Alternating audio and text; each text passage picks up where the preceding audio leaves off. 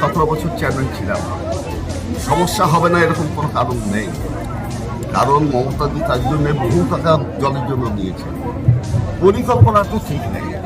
এই পরিকল্পনা ঠিক করার জন্য যা যা দরকার তাই করুন। দাদা, আপনি কি সেল কর্তৃপক্ষতে কথা করবেন? আমি যা বলবো সেটা প্রশাসনকে সাথে নিয়ে কথা বলবো। আমি একবার নিজের টাকার এস্টিমেটটা করে নিই, টাকার ব্যবস্থাটা কোন কোন জায়গা থেকে আমি করতে পারবো। জেলা শাসককে বলবো, এডিডিএকে বলবো, কর্পোরেশনকে বলবো, যেগুলো আমাদের এলাকা দায়িত্ব রয়েছে তাদের বলে টাকার ব্যবস্থা করবো। তারপর আমি স্টকে তাদেরকে নিয়ে বলবো যে আপনার একটা সময় চেয়ে নিন, এতদিনের মধ্যে এই এলাকায় কাজ আমরা করে দেবো। এই সময়টা চেয়ে ততদিন জলটা দেবো। দাদা, এইরকমই দেখা যাচ্ছে কুলটি, শিমুলগ্রাম, কেন্দ্রবাজার, নিচু গ্রাম, রানীতলা, আপনার নিউ কলোনি সব দিকে সেম অবস্থা, সেলে পুরো জল বন্ধ আছে।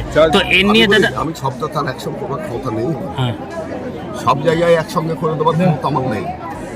যার ক্ষমতা আছে কেন্দ্রীয় সরকার, তারা বুঝবে। দাদা, আজকে কি অসুবিধা?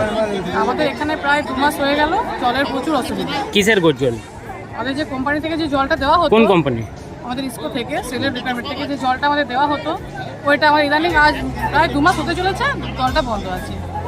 তো এ নিয়ে আপনারা কাউকে অভিযোগ করেছেন? হ্যাঁ, এ নিয়ে আমরা মেয়র সাহেবের কাছে গেছিলাম, ওখানে আমাদের বলা হয়েছে, আশা দিয়েছে জল দেবে বলে। আমাদের যিনি কাউন্সিলর আছেন উনি আমাদের সাথে গেছিলেন।